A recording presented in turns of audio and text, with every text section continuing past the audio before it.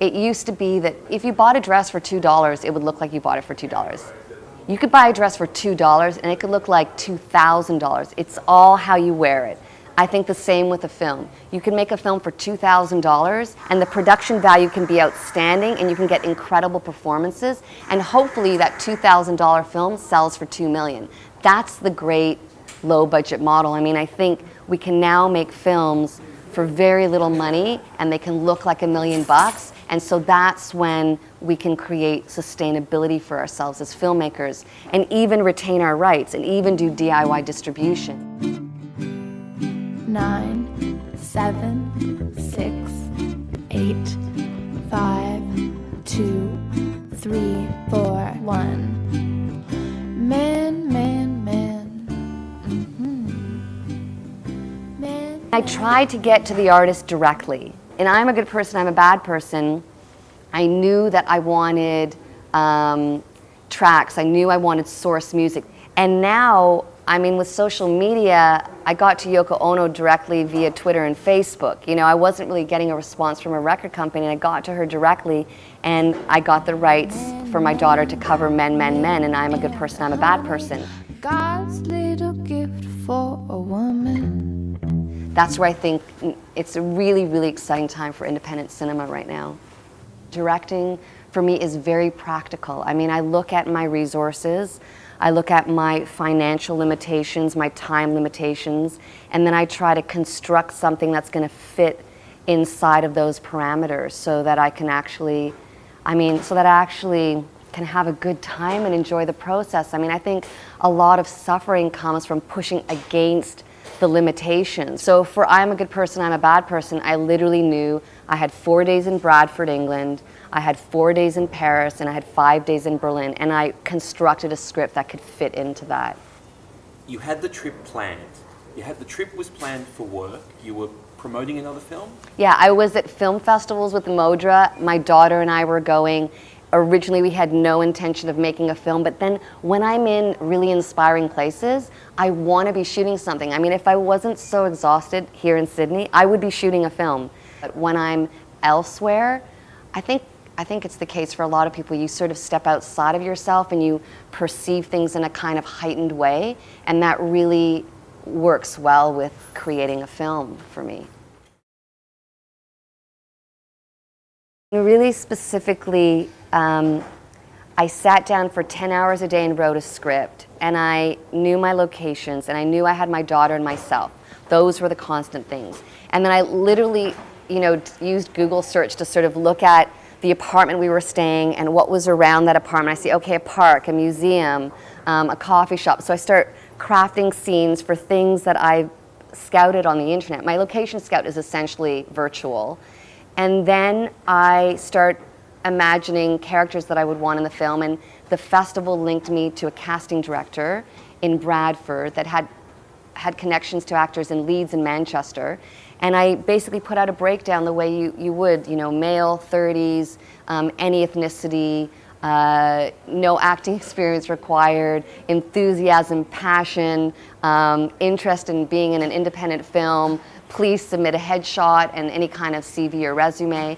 And I got maybe 40 submissions, and then out of those 40, I set up online, Skype auditions with 10, and then I met really interesting people, and then I wrote parts for those people. In some cases, the people fit into my ideas of certain characters that I wanted us to interact with, and in other cases, I just would meet someone really interesting, and I would write a part for them. I'm not a huge fan of just winging it or improvising or anything. I really, for I'm a good person, I'm a bad person, had a 90-page script with over 130 scenes. And so that's the starting point. But for example, in the park in Bradford, we were shooting a scene where my daughter was saying she didn't want to travel with me anymore, she didn't want to continue on to Berlin. And we were in the middle of shooting that, and a gentleman who I'd seen out of the corner of my eye just crashed our shoot and interrupted what we were doing, and the camera stopped shooting and the boom mic came down, and he asked us if he could read us his words, and he pulled these incredible poems out of his pockets that he carries the poems around with him all the time, and he started reading his poems, And they just thread beautifully into the themes of the film, and I was like, right, okay, you have to be in our movie. And so I got him to sign a release, and we worked with him for 3 hours, and I could have made a film with him alone. He was extraordinary. How can we say, look at me, it's all wrong. It's all wrong. I'm happy now, I feel alive. I'm happy now. I feel alive when we're getting along. Every time I go into making a film, I think about the year or two after I finish the film that's going to be needed to get it to an audience. And I reserve a lot of energy to do that, and I think it's our responsibility as filmmakers that we take to the streets, and we basically, you know, we exploit every opportunity available to make people aware of our work. We don't just expect other people to do that for us. No one is going to do that with as much passion as we are for our films. And now we've got social media. I mean, I'm on Facebook and Twitter and YouTube and not MySpace so much, but I use all of those avenues to do my outreach. And I love hitting the streets too. Like, I am the first one on the front lines of giving postcards to people. And it can be tough. I mean, it can be, people get very suspicious, they get very guarded, they think you're hustling them, they don't want anything to do with your postcard or your art or whatever it is you're pushing. And you have to take that. I mean, I think it's part of the whole trip of it. The whole game is you work really hard to, you know, get your film made, you work really hard to get your film finished, and then you just have to work as hard to get it in front of a public. And this film very sort of specifically I made as an art proposition, and when I did the release in Toronto for a week, I put all of the box office toward a challenge, challenging local filmmakers to make a feature film for $1,000. And it had to be at least 75 minutes. They had a couple of weeks to write it. I got 34 submissions. I could do 5. Now they have all finished production, so they all shot in July. We're going to do one night of screenings. Hopefully 200 people will come to each of those screenings. That would mean $10,000, 200 people a night for 5 screenings, $10,000. Half of that would go to another challenge so that another 5 features could be done for $1,000 each. The filmmakers have complete creative control. I'm an executive producer and help them as much as they want me to help them and mentor as much as they want me to. And then they can take it on to festivals or whatever, or sell it or whatever. But they're just meant to be fiercely personal, bold, brave, original works that are unencumbered by any kind of bureaucracy or any kind of rules. It's just about going out and doing it. Films allow me to travel. They make that possible. And traveling inspires me to make more films, so it becomes a cool little circle. But I think that when we give our films to a distributor, they tend to do all the festival work. And partly it's a relief that it's being handled by someone else, but it also means that we as filmmakers don't get to cultivate those relationships. And those relationships are really, really important. Now, I have had a short film screen at Sundance, and I've submitted every single one of my feature films.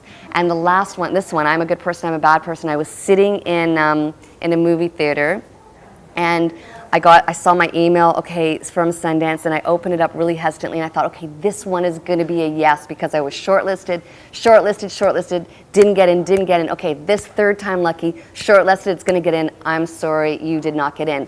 But a really long personal email talking about their feelings about the film, and now each time I have a film, I have a direct line to the senior programmer. It's fostering relationships. So we can't get discouraged when our films don't get in. I had a year when I submitted 3 films to the Toronto International Film Festival and none of them got in. And it's brutal, but we cannot be knocked down by that, because the next year my feature got in. The year after, another feature. I've had 11 films at the Toronto International Film Festival and 3 or 4 didn't get in. So first of all, the resilience, and I've learned that as an actor. I mean, I dealt with a lot of rejection going into audition for roles and not getting them and wanting them so badly. So we have to develop tough skins. We have to do fiercely personal work, but when we're rejected, we can't let it break us. It has to make us stronger. And I think it's just really important for filmmakers to make those relationships with festival directors and festival programmers direct. And it doesn't happen after 1 year or even 2. It's taken me 5 years. So it takes time. Be patient.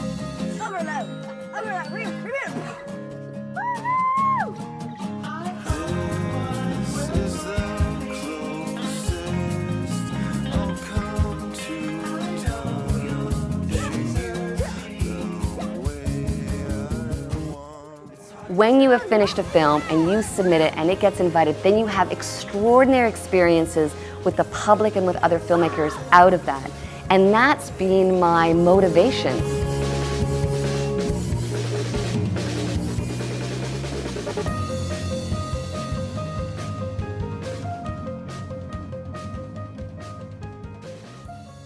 Music has always been really important, and in Only I had some really cool independent bands from all over the world, Sweden, America, Canada, the UK, Europe. I was reaching out to independent artists directly, and I had a $100 rule that I had to get every song for $100.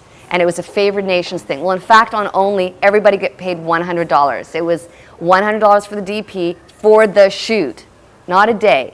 $100 for my editor, $100 for the sound recorders. The actors, we all got $100. And every musical artist that contributed to track, and I had 12 of them in that movie. And I remember the Born Ruffians, they wanted $200, and I was like, can't do it, can't do it.